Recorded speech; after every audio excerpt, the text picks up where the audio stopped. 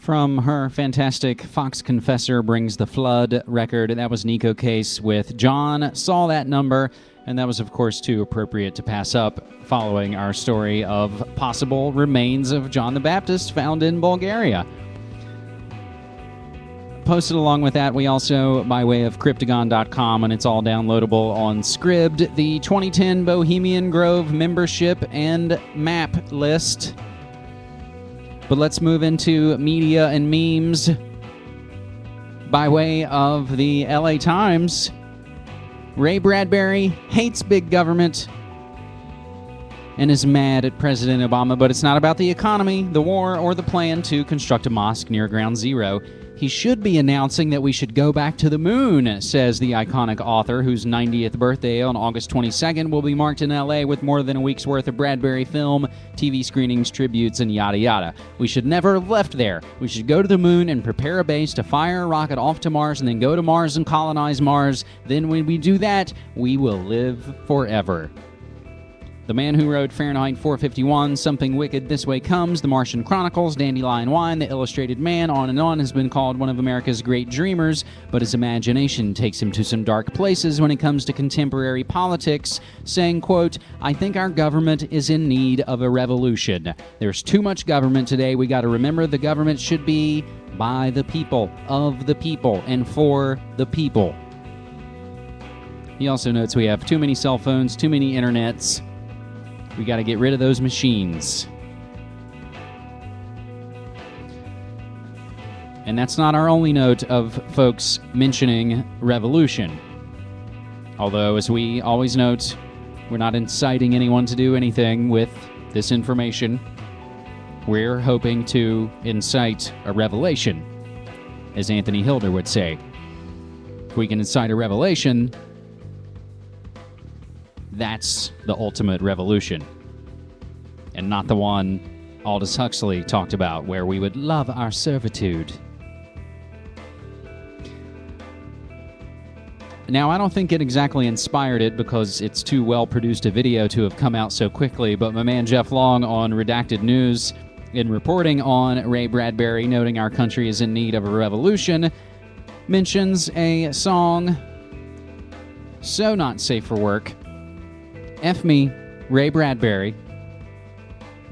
You should check out the video.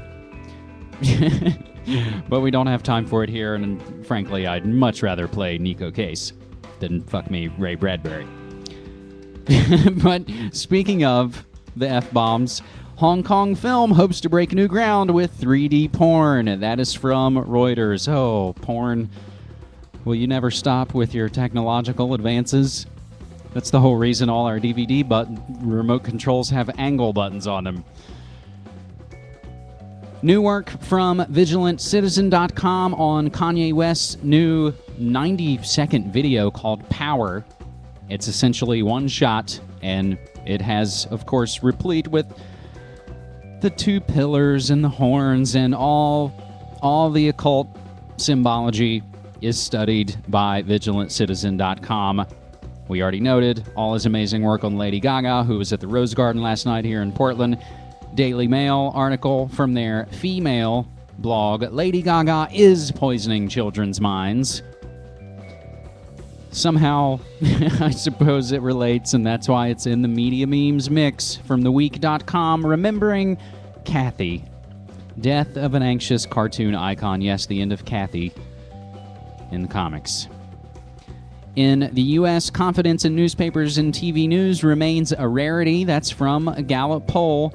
And our last media meme note is a new original piece from Michael Vale of blacklistednews.com on voyeurism and television, feeding our ravenous appetite for murder and destruction. And he starts it off, appropriately enough, with a quote from Ray Bradbury.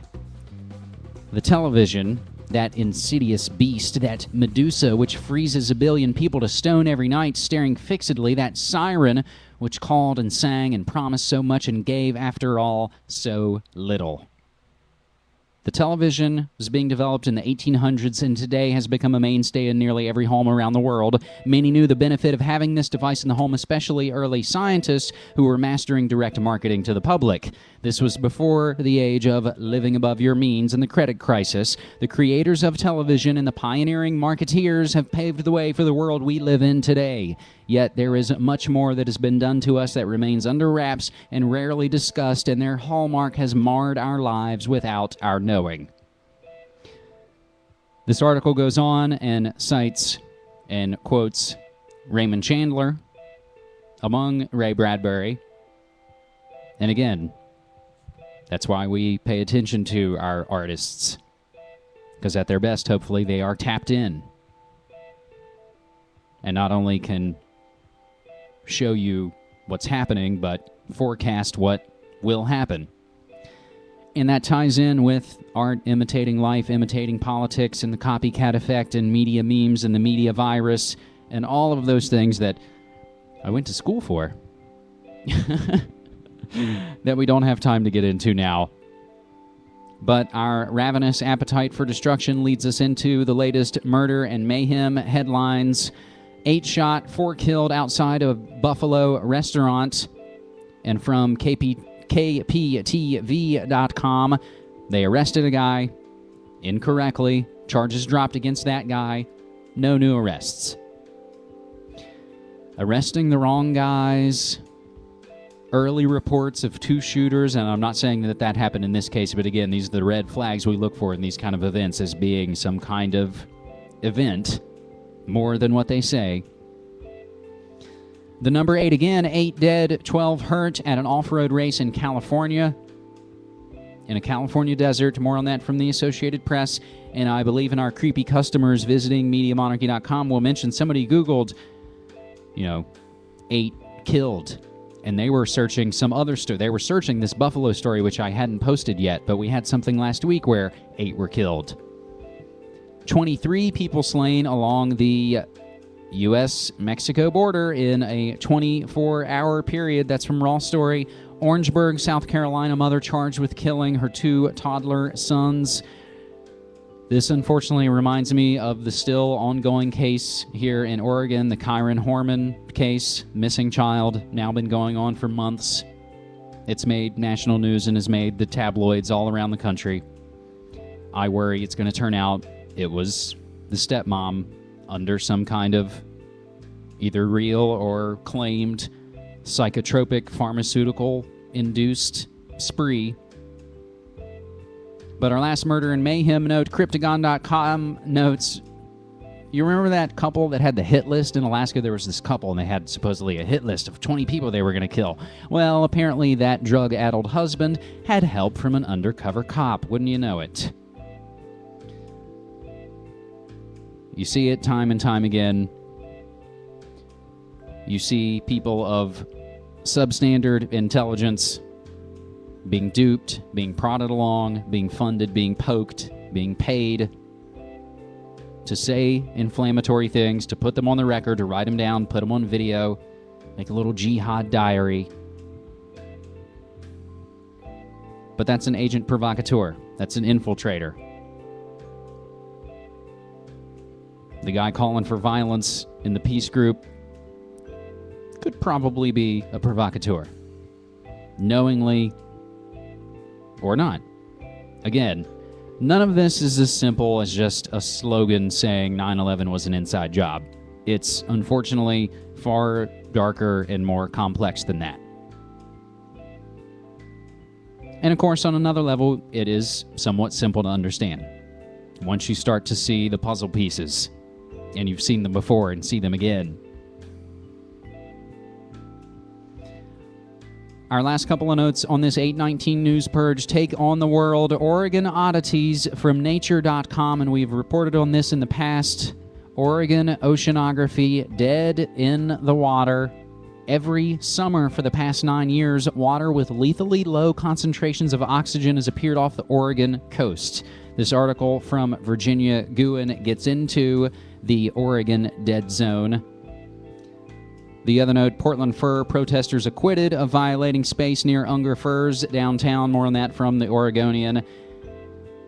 And that's my current state. I will have been in Portland, Oregon for almost 5 years. But my home state, born and raised, Southern West Virginia, amazingly, when I was at work Sunday, go into the break room, I can look at usually the pieces of the New York Times and the pieces of the Oregonian. While everybody's fighting for the sports page, I can usually grab the A sections and whatever else.